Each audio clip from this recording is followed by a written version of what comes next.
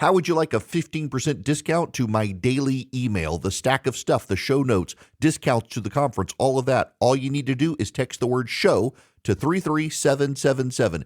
You'll get the annual subscription with a 15% discount to my daily email. You'll get the stack of stuff, the links to the show notes, discounts to the conference, and so much more. All you have to do is text the word show, SHOW, to 33777. Text show to 33777.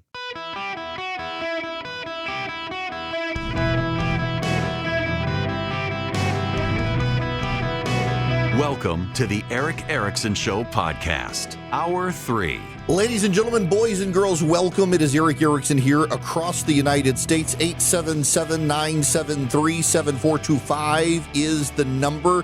Should you wish to be on the program, I have news. We've got to move on now to other things here.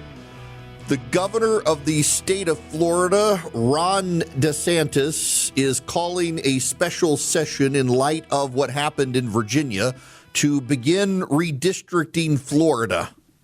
Florida has 28 districts. This could gain the Republicans an additional 4 seats. Right now in Florida, the 9th congressional district is a Harris plus 4 district. It would become a Trump 18 district. The 10th congressional district is a Harris 23 district, which would become a Harris 24 district. The 14th district would be Harris 8, goes Trump 11. The 20th would go from Harris 40 to Harris 31. The 22nd would go from Harris up 6 to Trump up 11. The 23rd, Harris up 2 to Harris up 14. The 24th, Harris up 30 to Harris up 39. And the 25th, Harris up 5 to Trump up 9. This would eliminate a number of these districts. Now, if this is a wave year for Democrats, it actually could hurt the Republicans to some degree, where they may not pick up 4 seats. They might only pick up 2. But still, they'd increase by 2. Now, today in Virginia, there was an argument in the Virginia Supreme Court over the redistricting process there at the state referendum. And essentially, the Democrats argued that, while they didn't technically honor the procedure, it was necessary in what they did, and they're hoping the Virginia Supreme Court will give them a pass. It was kind of a wild argument. The Democrats did not have good arguments this morning in the Virginia Supreme Court over their redistricting case, in large part because Virginia has a very, very strict procedure on how you change the Constitution. It only takes a majority vote to change the Constitution in Virginia, but there's a very strict procedure in how you get to that point. The Democrats did not follow it, and essentially their argument was it did not matter. We'll see. My suspicion is the Virginia Supreme Court decides it's a political issue and they stay away from it. By the way, you should know the Supreme Court this morning, while the Virginia case was being argued, determined that the Texas redistricting can go forward. A liberal Biden-appointed judge had put it on hold, and now it's going to be able to go forward. And now these Florida maps, if you look at the maps, they're reasonably drawn. They're compact. They're not extraordinarily gerrymandered. They don't look like Virginia. They're all reasonable without little bits that jut in and out to pick up territory. They're very reasonably shaped, which will comply with the Florida redistricting rules. If you have another couple of Republican states that jump on board redistricting, Louisiana probably is going to, Alabama might, depending on the Supreme Court decision. The Republicans might actually come out of this netting a few extra seats at the end of it. Right now, the Democrats have the advantage. We'll see where this goes. But good for Ron DeSantis coming up with these districts. And again, if there's a big wave year for the Democrats, Republicans could actually not do great. But in a normal election season, particularly you head into 2028, could be very good for the Republicans, the way these districts are drawn. Now, I want to move to other news of the day. I want to talk about the potential airline bailout again, because it appears to be expanding, and I think it's a bad idea. This is from the Wall Street Journal this morning. A group of budget airlines, including Frontier and Avelo, is seeking $2.5 billion in government assistance in exchange for warrants that could convert into equity stakes in the companies, according to people familiar with the matter. The budget airlines came up with the $2.5 billion figure by calculating how much more they estimate spending on jet fuel this year compared with their early forecasts, some of the people said. The estimate assumed jet fuel prices would remain above $4 a gallon on average for the rest of the year. Conversations about a potential economic aid package are expected to continue in the coming days, the people said. Low-cost airlines have been heartened by President Trump's statements in the Oval Office on Thursday that he likes having a lot of airlines so it's competitive. A spokesperson for the White House didn't respond to a request for comment. The request comes as the administration is separately considering extending a lifeline to Spirit Airlines to help it avoid liquidation. Spirit is in its own negotiations to receive a loan up to $500 million in return for warrants that could give the U.S. government a significant stake in the low-cost carrier. The budget airline's latest request represents an escalation from one made earlier this month. They had requested lawmakers approve a temporary holiday for certain taxes on airline tickets. Y'all, I am deeply opposed to a government bailout of the airline industry. This is not like 9/11. On September 11th, 2001, men from Saudi Arabia hijacked multiple airlines, flew them into buildings and into a field, and there have been prolonged rumors that there were possibly other planes that were compromised, but due to the FAA rapidly grounding all planes, those attackers called off their targets. The federal government shut down the air in this country for days. Now, for those of you old enough to remember this, I remember, so I'm in the flight path where I live for Hartsfield-Jackson, Two Dead Mayors International Airport, the busiest airport in the world. And I have planes that come over my house nonstop. In fact, when I look out my office window is the northbound flight pattern for Hartsfield-Jackson when they are landing towards the west. When I fly back from Jacksonville or Orlando, I fly right past my office and my house on Delta because I can't afford private yet. Delta Airlines bought an oil refinery, and it has helped Delta offset its fuel prices.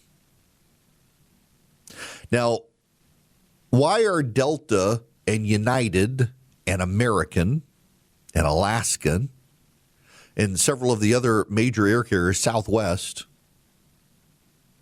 why are they not going to be bailed out by the federal government?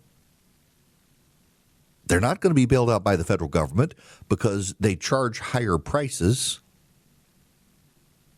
They have many amenities, and they've been able to offset through various business deals the high price of jet fuel right now due to the situation in Iran.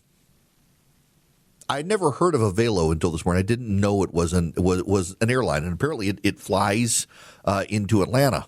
A Velo is headquartered out of the Northeast, and apparently its hub is looks like Philadelphia, Wilmington, Delaware Airport, and New Haven, Connecticut. So it's more headquartered in the Northeast, but it's got hubs in Lakeland, Florida, and Charlotte, Concord, North Carolina. It flies in many cases into lesser served airports.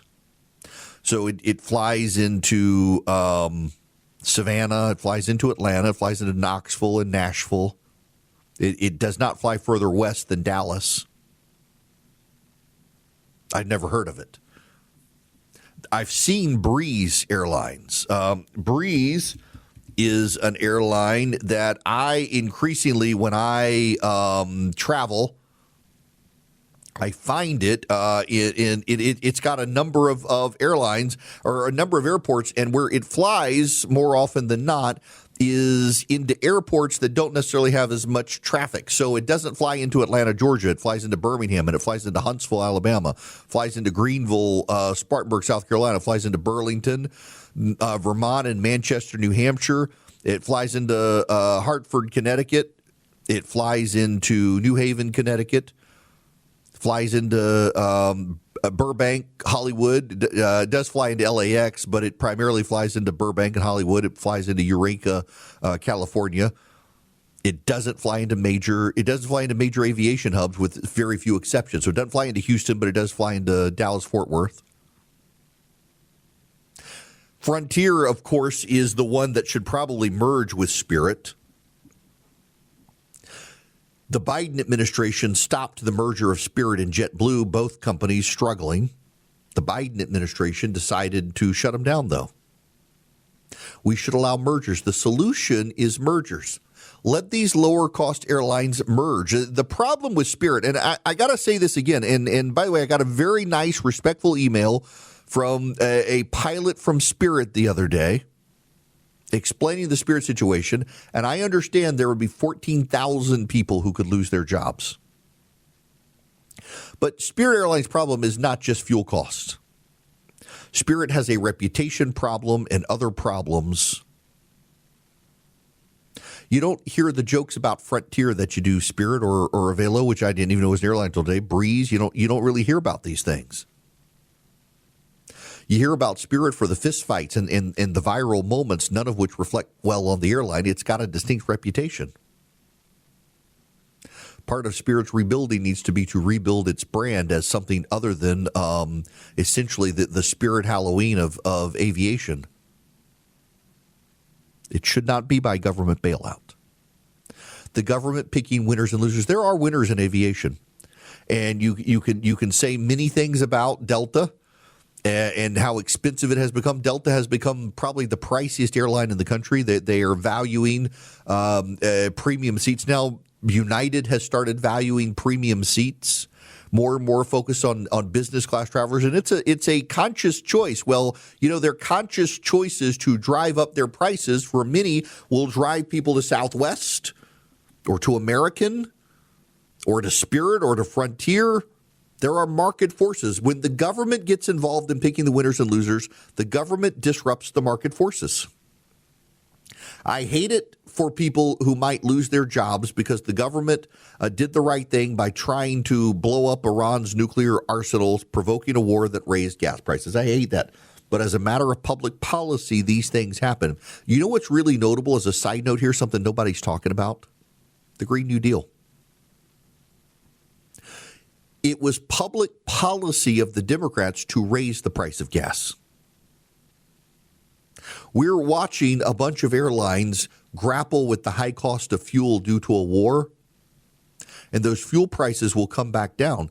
But it was government policy by the Democrats to try to raise the price of fuel, making it very expensive. The argument from the White House is that we need to save the low-cost airlines because a lot of consumers can't afford Delta, but they can't afford Spirit or Avelo or Frontier or Breeze. And so we need to save these airlines because they offer something reasonable to middle-class consumers who cannot afford expensive tickets on Delta or United or even American. There was no argument about that by the Democrats. At least Republicans are having conversations on what to do. The Democrats are the ones who wanted to drive up the cost of doing business. The Democrats are the ones who wanted to drive up the cost of gas for everybody, which would have had the exact same effect as this war had. And yet they want to make it permanent. They don't want to make it temporary. The Democrats want to make it permanent. We're seeing the fallout of high oil prices. We're seeing the fallout of high gas prices. And that is a fallout that was by design for Democratic policies. And I don't think that gets talked about enough. In all the arguments about bailouts of the airlines, the Democratic preferred policy would be for these companies to go bankrupt and stop flying to save the climate. At least Republicans are coming up with ideas to try to save them. But the solution should be mergers and consolidation. It should not be a government bailout. To the phones we go. Ivan, you're going to be up next on the Eric Erickson Show. Welcome, sir. How are you? Doing well, Eric. How are you? I'm great. Thanks for calling. What's going on? I've heard that the Republicans may be considering reconciliation to end the DHS shutdown. Is that still ongoing, or is that? It is. So part of the problem is that the Senate Republicans want a very simple reconciliation package that just funds the Department of Homeland Security. The House Republicans want to do a more expansive reconciliation package that does more than that, and they're arguing over whether to do just one or to divide it into two. The Speaker wants to do two. The Senate Republicans and the chairman of the Appropriations Committee in the House, Tom Cole from Oklahoma, don't believe they're going to be able to get two of them done, so they want to do the Tom Cole and the Appropriations Republicans in the House want to do a very large reconciliation package. How long will the temporary funding that Trump arranged for the TSA people, how long will that last? So that'll last until the end of the appropriation year in October. He essentially did it by designating an emergency. The Democrats were going to fight him in court and decided not to fight him in court. So the funding will last until October, when we're going to have another appropriations fight on our hands. For now, though, the GOP thinks they can get everything funded through reconciliation. And again, the holdup right now, so it's like the janitors and the secretaries and the operations budgets for Homeland Security are not being funded. The Secret Service agents, the Border Patrol agents, the ICE agents, and the TSA agents are all getting paid. There are people within Homeland Security, however, who haven't been paid in months now. So, yeah, it really is unbelievable, and people forget about them. They forget about the janitors. They forget about the assistants. They forget about all these people who haven't gotten paid. Mark Wayne Mullen, the Secretary of Homeland Security, is doing what he can to make sure that they rearrange the budget to be able to get people paid. But it's a real problem. The operational costs for FEMA are not getting paid. If there is a natural disaster, we're headed into hurricane season here shortly. If a hurricane hits, FEMA will not be able to operate. That's just the reality of it. And the Democrats think that that is somehow a good thing. The Democrats think that we should keep it shut down to accomplish their purpose of gutting ICE and Border Patrol. And now we've had an attempted assassination, and the very agency that is there to protect and stop this sort of stuff has not been funded. It's investigative oversight. Secret Service investigative oversight has not been funded. The agents have been funded, but the investigative oversight hasn't been funded. And the Democrats are in no hurry to get it done. It's amazing. And hardly any national outrage by the press either. Now, I got to tell you about Incogni. Y'all, so I had an instance this morning. I got a telemarketer phone call. And I hadn't gotten one, and from this number for this thing, and I've already, Incogni is on it. Incogni.com/Eric, Incogni.com/ERICK. If you go sign up with Incogni today, and it's Incogni, INCOGNI, Incogni.com/Eric, they will go online and they will send takedown notices to the data brokers.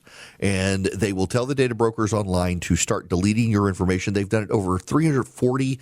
To me, they've sent over 600 some odd notices. And the reason they've 340 have taken down but 600 notices is some of these groups, they took down my information when Incogni sent them takedown notices. And then they waited a week or two and they put my info up. But Incogni works day and night and they keep following up. And as those people took my information off and then put it back online, Incogni sent them another demand notice. They're my agent working to keep me private, and they can be yours as well. Incogni.com/Eric. Incogni.com/ERICK. You get 60% off. Incogni.com/Eric. Looking for the best place to shop this Mother's Day? Go with the brand that makes it easy to send something thoughtful to everyone on your list. 1-800-Flowers.com. Right now at 1-800-Flowers, order 1 dozen roses and get another dozen free. More flowers mean more smiles, all backed by the quality, attention to detail, and trusted delivery experience that make 1-800-Flowers my top choice to send something beautiful Mom will love. Make Mom's Day at 1-800-Flowers.com/podcast. That's 1-800-Flowers.com/podcast. Welcome. It is Eric Erickson here across the United States of America. The phone number 877-973-7425 should you wish to be on the program. Joining me now, the Executive Director of Consumers Research, friend of the show, been on before. Glad to have him back. Will Hild is joining me. Will, welcome. How are you? Doing great. Great to be with you again.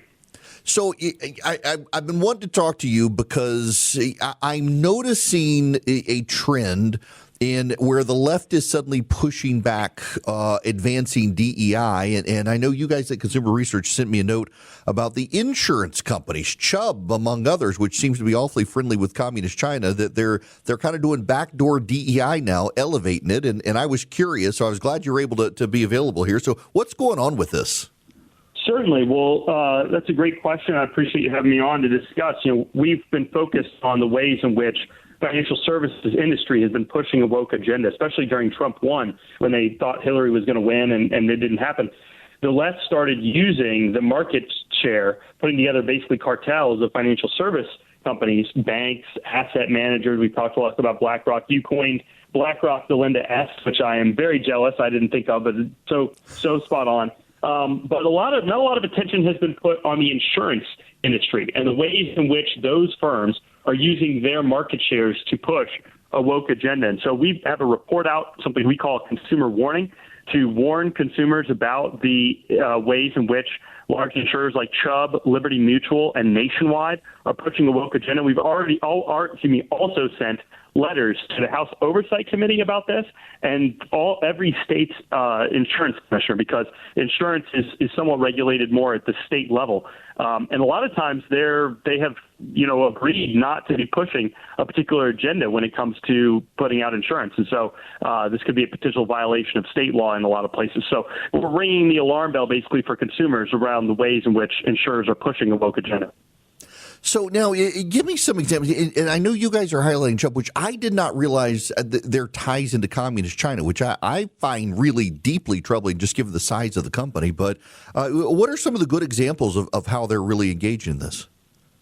That's exactly right. Well, as you noted, they have a ton of money over in China. They've their CEO Evan Greenberg travels over there extensively. And in fact, when it looked like China was making saber rattling noises around Taiwan, and the U.S. was being fervent about our fact that we would defend them, he actually called for a toning down of the rhetoric on the U.S. side. Because he believed that this could be potentially dangerous, I guess, to his investments. That was the implication. But in terms of LGBTQ issues, this is a guy, their CEO, who called banning men from going in women's restrooms a threat to democracy. And they have used their company to push a DEI agenda, both in their own hiring and their promotion. Discrimination, as we know, is what DEI is really about. So it's throughout their entire company, and specifically their CEO in particular, has been using Chubb to push a woke agenda. Now, let me just take a practical example here of me. So I rent an office space, and I have to have business liability insurance to be in this office space. And the insurer requires that I do and not do certain things. And I can imagine that insurance companies that go woke can start pressuring me and my business, if I want to get insurance from them, to have to comply with their own mandated rules on DEI and the like. Not that mine does, thankfully, but I can see where this is headed, kind of like how progressives got banks to start pressuring consumers like, you may have a Second Amendment right, but you can't use your debit card to buy a gun, which some banks have done. I can see this happening within insurance. That's exactly right, and that's the danger here, is that both at an individual level, like you said, as an average American, at the retail level, but also as businesses, often the insurers can put all kinds of riders and requirements in order to get insurance. And so it's a backdoor way to basically regulate the entire U.S. economy if you can write those to be whatever you want. I'll give you an example. Chubb at one point had a policy where they would not provide insurance for any coal project, period, or any company that derived more than 30% of its energy from coal. So you imagine the impact that would have, given that 60% of energy generation in the United States is fossil fuels. I don't know how much is coal, but 60% is fossil fuels. You could see how a large insurer, especially in conjunction with other large insurers like Liberty Mutual, like Nationwide, could create pressure that normally we would imagine these decisions are made by our elected officials. Environmental and social policy at that level you would expect is done by people who have the legitimacy of being elected by the will of the people. This is a cabal, basically, of Wall Street fat cats, basically deciding. It's funny that the left left complains on and on and on. You have Hazan Piker basically sanctioning murder of the United Healthcare CEO, saying that it was understandable. And yet it's the left using market share in the financial services industry to push an agenda away from, the control of voters.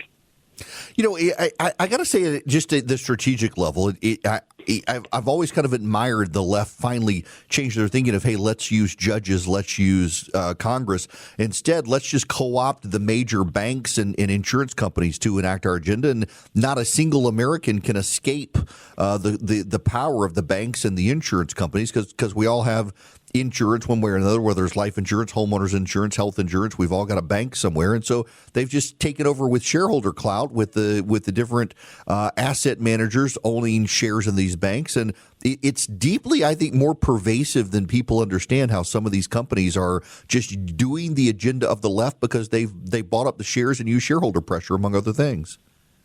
That's exactly right, and a lot of these, entities. There's only like 4 or 5 that make up a huge portion of the market. So, for example, you mentioned banks. Well, if you take the top 5 banks, they just themselves make up about 40% of the banking industry in the United States. And more importantly, when you get to the levels where corporations need financing, hundreds of millions, billions of dollars, there are even more of that market share. There's just not that many entities that can do that kind of thing. And one of the things we actually found is, for example, in their 10K one time, BlackRock admitted that they had a line of credit agreement with a number of large banks for, I think, around $4 billion of line of credit. And in that agreement, they had agreed, and the banks had agreed to provide an incentive, a monetary incentive. It would lower the interest rate on the credit agreement if they would hit certain race and sex-based quotas within their workforce. So in other words, the banks were incentivizing BlackRock, and BlackRock was agreeing to be incentivized to commit race and sex-based discrimination. And so this just goes to show you how far these entities will go. And they will actually try to use sort of the Friedmanite justification for a lot of this, the idea that they're just pursuing profit. Well, why are you incentivizing a company to engage in this kind of behavior in the first place? But they will try to hide behind, and it is actually kind of a testament to the victory of Milton Friedman and conservatives in general, that we created this premise that the purpose of the corporation is to make money for its shareholders by serving consumers. They've had to work within that and create this fig leaf of ESG and that wokeness is good for business. We all know that's not true, but they're still operating in that framework. So I don't want to leave people with the impression that there's nothing that can be done. They are only doing this kind of thing because our side, the conservative side, the pro-market side, won the ideological battle of 30, 40 years ago. Now we have to hold their feet to the fire and say, no. You can't just use ESG as an excuse to engage in racial discrimination, trans and kids, cutting off coal. There has to be a real reason, and that's what we're trying to do here by calling out these insurers that are engaging in that kind of thing.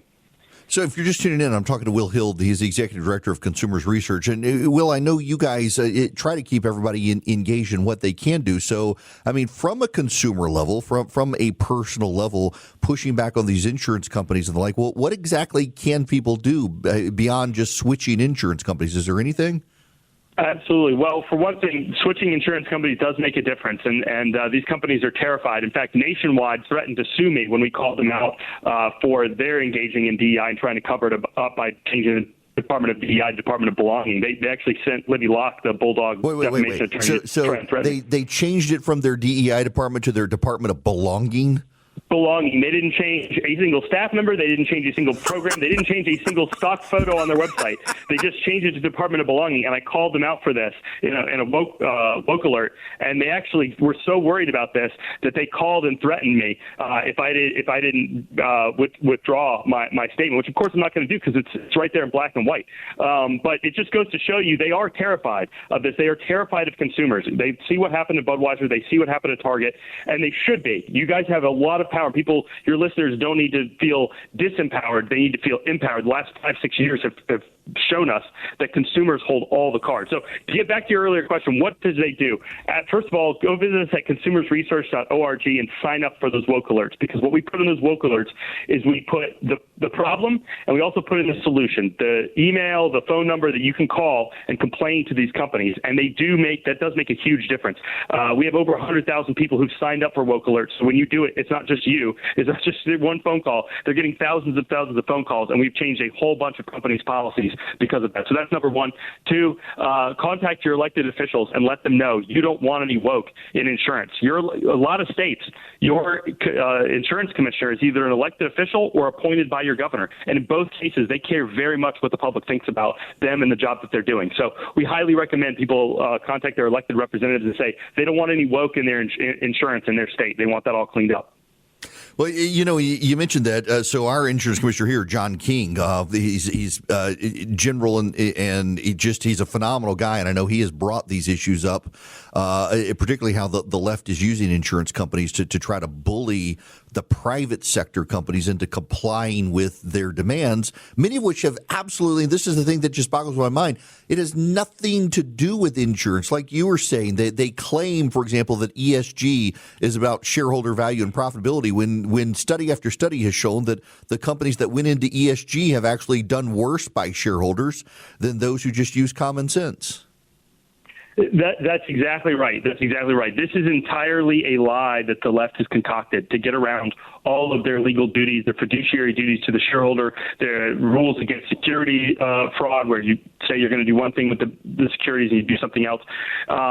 We just have to be called out on. They have to be called out on it. And a lot of it is just enforcement. It's your elected officials taking seriously these issues and not letting them hand wave around them and just holding these folks' feet to the fire. And in the case of the insurance commissioners, they have way more power against insurers than most states have against banks or asset managers, because insurance is regulated mostly at the state level. And in fact, when the Net Zero Insurers Alliance was still in existence, this was a cartel of large insurers, mostly foreign, but some domestic, to force net zero carbon emissions on the entire country. They were going to basically say you couldn't get insurance unless you agreed to this.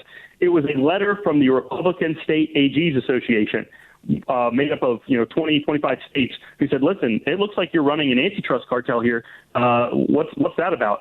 The thing folded in 2 weeks because insurance is regulated at the state level, and they were terrified of an enforcement action by these AGs. So again, no one should leave this segment thinking that consumers can't get anything done, that elected officials can't get anything done. These people have only gotten away with this because they haven't been called out, and so we're putting an end to that. All right. So Will Hild, Consumers Research. If people want to find out more, where do they go? Certainly. Well, they can visit us at consumersresearch.org. That's consumersresearch.org. And you can follow me on Twitter or X or whatever they're calling it today at Will Hild. That's WILLHILD. I refuse to call it X. I still say Twitter, but yeah, it is X, formerly Twitter, whatever you want to say. So yeah. Well, listen, Will, thanks for stopping by. This is very enlightening. I really appreciate it. Thanks so much for having me. Always love coming on. Absolutely. Will Hild, Consumers Research, the executive director there.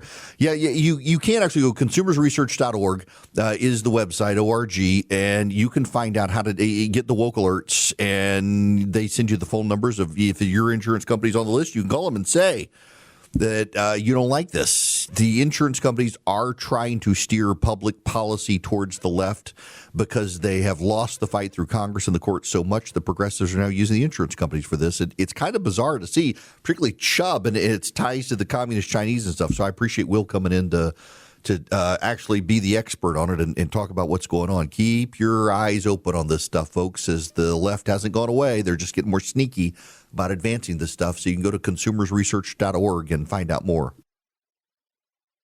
Hello and welcome. It is Eric Erickson here. I want to read for you a thread posted by Elizabeth Spears on the far left site Blue Sky. She is a New York Times opinion writer and Slate Money co-host and a Democratic messaging consultant, former editor-in-chief of the New York Observer. She's talking about the assassination attempt on Saturday night. Quote, it has the same vibe as Mangioni's. No one else is doing anything, and someone has to. He has well thought out moral underpinnings for why he's doing it, even if his conclusion about what he must do is wrong. This guy does not have the profile of a mass shooter, and he knows what he's foregoing. I worry we'll see more of this because Congress and the Supreme Court refuse to constrain Trump and people who would not otherwise be radicalized or feeling a kind of moral energy by extension. He says that he won't allow Trump's crimes to coat him and doesn't want to be complicit in doing nothing and apologizes to everyone he puts at risk. He was apparently a great teacher, respected by his community and peers. There's going to be a lot of conservative pundits talking about people who are anti-Trump sowing division, and people need to push back on that nonsense. This guy is indicative of people who are anti-Trump not having a voice because Congress and the Supreme Court have enabled Trump to obliterate any recourse. The stuff about anti-Trump people sowing division is all projection anyway. Trump's threatened violence against every group of people who oppose him. How many times has Trump suggested his opponents deserve death? He encouraged Second Amendment people to do something about Hillary Clinton with no consequence. When did any Trump supporter attempt to assassinate Hillary Clinton? When have Trump supporters attacked Democratic politicians? When has there been an attempted assassination? Oh, there was the attempted assassination of Josh Shapiro in Pennsylvania. That was a progressive. There was the attempted assassination of Brett Kavanaugh. That was a progressive. There were 3 attempted assassinations of Donald Trump, 2 by progressives, 1 by a clear nut. There was the attempted assassination of Republican members of Congress, which were nearly fatal to Steve Scalise, by a progressive. The progressives want to say it's not us. It's the Supreme Court has enabled Donald Trump. Really? Donald Trump lost a tariff decision. He's lost several immigration decisions. Donald Trump has actually lost in the Supreme Court. They have restrained him. Congress, the Republicans, have refused to go along with much of what Trump has wanted. Matt Gaetz is not the Attorney General of the United States because the Senate Republicans didn't go along with him. The witchcraft practitioner is not Surgeon General because they refused to go along with it in the Senate. Trump has not gotten his way, yet the left keeps saying, no one will stop him. No one will stop him. He's curbing our rights. It is left-wing hysteria, and then they refuse to accept it. No, it's not us. And the difference between the right and the left, this is so important. You must understand it. The difference between left-wing violence and right-wing violence is that when someone on the right engages in violence, the media, the Democrats, and a lot of Republicans come out and say, this is wrong, you must stop it. When a left-wing person commits violence, the Democrats say, we didn't cause it, and the media says, what about Trump? The permission structure for left-wing violence in this country has continued to grow and magnify because the Democrats refuse to have any more Sister Souljah moments, and the media amplifies the Democrats and blames Donald Trump. Every person on the right who's committed violence, and there are not nearly as many as there are on the left, they get roundly denounced by the left, the media, and the Republicans. When a progressive commits violence, the progressives say, it's not us, it's Trump, and the media says, you're right. Now, I got to move on. I got to tell you about my Eden Pure Thunderstorm. You can get 3 of them and save $200 at EdenPureDeals.com. The discount code is ERIC3, E-R-I-C-K, the number 3, EdenPureDeals.com. They're an air purifier. I keep one in my travel bag. I travel with me. I actually do use it. In fact, I left it in my house on the back porch because I went on to my Vegas trip and I forgot to pack it, but I had to use it on the back porch the other day because it got smoky. I've been in hotel rooms that use the Eden Pure Thunderstorm to wipe out odors. It generates ozone, which wipes out odors, and you get a money-back guarantee if it does not successfully wipe out odors. Now, it's also an air purifier, filterless. It gets rid of particulate in the air. It kills 99.9% of bacteria and viruses that flow through it, but where it shines is odor elimination. It's how I use it, and there's a money-back guarantee. If it doesn't eliminate your odors, see the site for details at EdenPureDeals.com. The discount code is ERIC3, E-R-I-C-K3, at EdenPureDeals.com. Save $200 on 3 Eden Pure Thunderstorms, EdenPureDeals.com.